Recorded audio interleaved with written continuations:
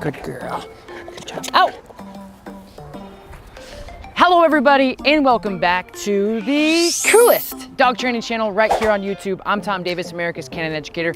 Thank you so much for joining me today. Is there something out there that can save your dog's life? Yes, there is. What is it? Coming up next.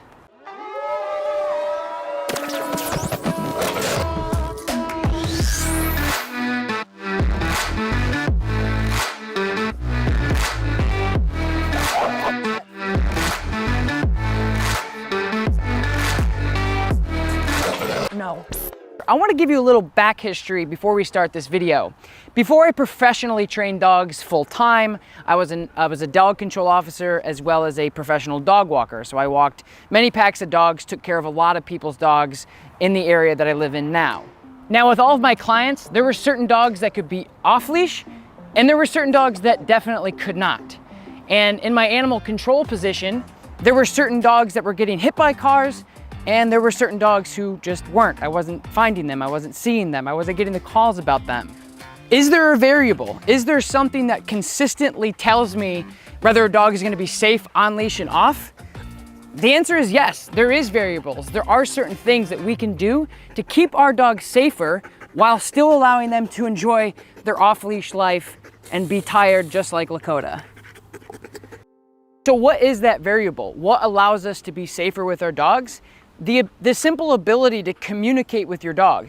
If your dog is off leash, you have to remember they're an animal. They have primal instincts. Their nose is crazy good. Their ears are crazy good. They're hearing, smelling things all the time. They're playing, they see stuff. And a lot of times dogs don't get the exercise mentally and physically that they need in the first place. So releasing them off leash without the control is a huge, huge thing that dogs get into trouble with because a lot of people don't train with their dogs off leash. What is that variable? What can save a dog's life? The ability to communicate with your dog once the leash is off. Remember when we used to have cords connected to our phones? Well, now we don't have that anymore. Technology is coming so far. We're advancing to be more effective, more efficient every single day in our world. Why are our dogs stuck in the past? This line, safety and safe, yes. Progressional, not so much. Let's talk about it. Now guys, you know I love dogs more than anything else in the whole world. I've devoted my entire life to them. I want to be able to educate and teach and help my clients all over the world be able to have that better relationship, have that clarity off leash, and more importantly, safety off leash, because I know how much our dogs mean to you, and it means to me as well. So out of all the years I've been working with dogs, guys, actually the only way you're able to effectively communicate with the dog completely off leash is through technology. And we're gonna do a Q&A at the end, or a frequently asked question thing at the end to discuss a lot of frequently asked questions about the collar. So today I want to discuss how the wireless collar can save your dog's life. The wireless collar is the only thing that can work with your timing, your effectiveness to communicate, your consistency, especially as a dog trainer training so many different people. My clients aren't dog trainers, so they need the best ability and timing and consistency with their training in order to be successful with the dogs that they're working with. So to be able to transition, like this, for an example, is the Dogtra 280C, which is my go-to unit. For me to be able to say, hey, everything that I just did is a push of a button and you can do it. So it breaks down the barrier of the hardships of non-dog trainers and dog owners. The timing, the consistency with the collar is bar none because of the technology. The same button I push is the same button everyone else pushes when they're working with their dogs. So I must add that there's so many different things. I'm not trying to throw this video together to say slap a remote collar on your dog and they're off leash. That's farther from the truth than anything. The remote collar, if used properly, is one of the most effective, efficient, humane things that you can do to get your dog responsibly off leash. Now, just like anything in life that is wonderful and helps us out tremendously, it also takes a lot of work. So please do your research on how to introduce the collar correctly. I'm going to link the specific collar that I love using across the board in the description below by Dogtra. It's just another tool in the toolbox, but It's really, really important that when you're introducing the collar, that it is done properly. If you don't use it properly or introduce it properly, you can mess up your dog just like any other tool that we put on our dog. But with technology, again, comes a different learning curve than, let's say, a physical correction or food or something like that. All right, guys, we are doing a giveaway. I'm gonna be giving away 3 No Bad Dog face masks, and all you guys have to do to automatically get entered to win, even if you've done it on a recent video or on a past video, is leave your dog's name letter by letter in the comments below. A lot of people are leaving letter for letter in the same comment like this. What you have to do is letter, enter, until you've completed your dog's name, and I will randomly select 3 people in the next 24 hours to win these face masks, and we're gonna do this every single video forever. So ready, set, go. Left. So just like anything that we do in dog training, guys, consistency is important. Reliability is also important. Watch how I can use the remote and not use the remote. Coda, out, Platz. Good. So that was on a level 6. This particular remote has 127 levels. Did that hurt her? No.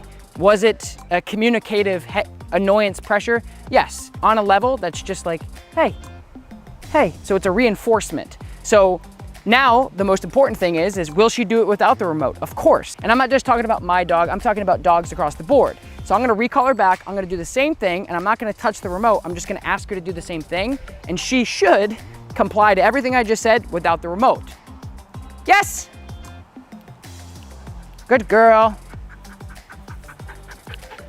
Take the remote, throw it over there.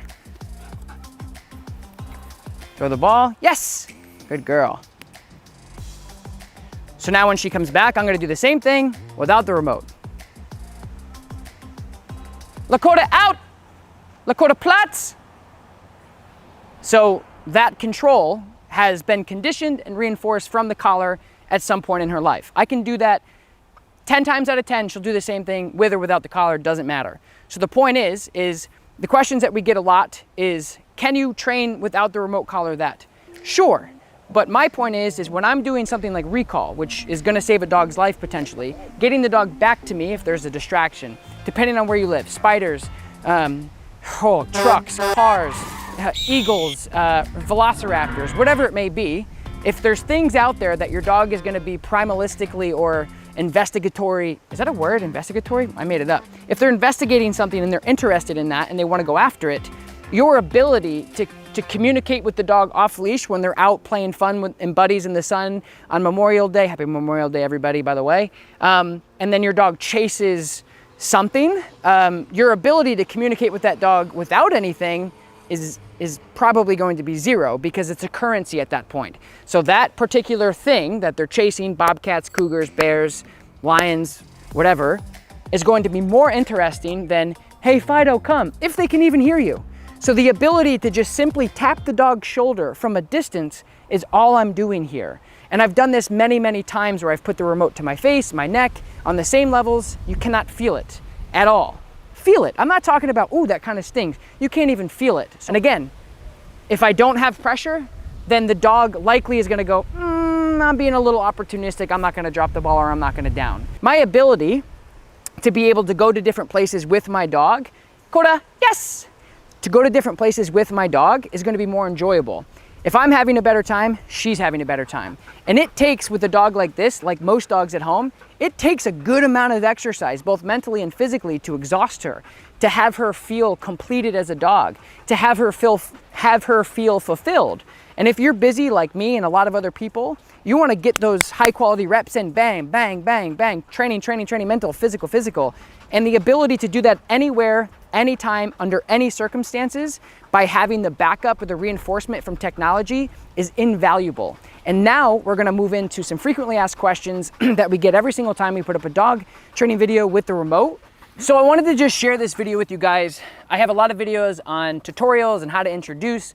This video is really about how to save a dog's life, how to make your dog more fulfilled, how to trust your dog better off leash, how to better your competitive obedience, how to do this and how to do that. How can you? It's not how do you, it's not a mandatory thing. However, we get the question all the time, I want my dog to be off leash because I think they're going to be more fulfilled. I agree, they probably are. And like with a dog like this, it would take me, the efficiency of getting her to this point would take me so much longer if I couldn't trust her off leash or whatever. And so I just wanted to make this video to help you guys as much as I possibly can. And now we're going to get into some frequently asked questions from you guys via YouTube. So one of the questions that we get frequently about the remote collar is it a shock collar? The answer is no, it's not a shock collar. Is it a collar that you can put on a dog that can have some aversive, corrective, painful tendencies? It could, but as you guys just saw, the application of the collar, just like anything else that we do as humans, like this chuck it is used to throw a ball for an animal to chase. Now, if I took it and started beating everybody over the head with it, that doesn't make this the wrong, or that doesn't make this invention something that we should be afraid of.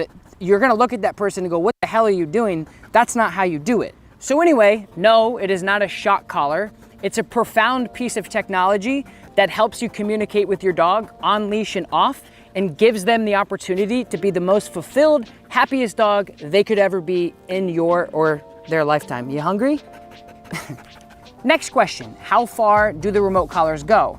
Dogtra makes collars from a half a mile to a quarter mile to 2 miles to 1.5 miles. The bigger the unit really depends on how far the unit goes.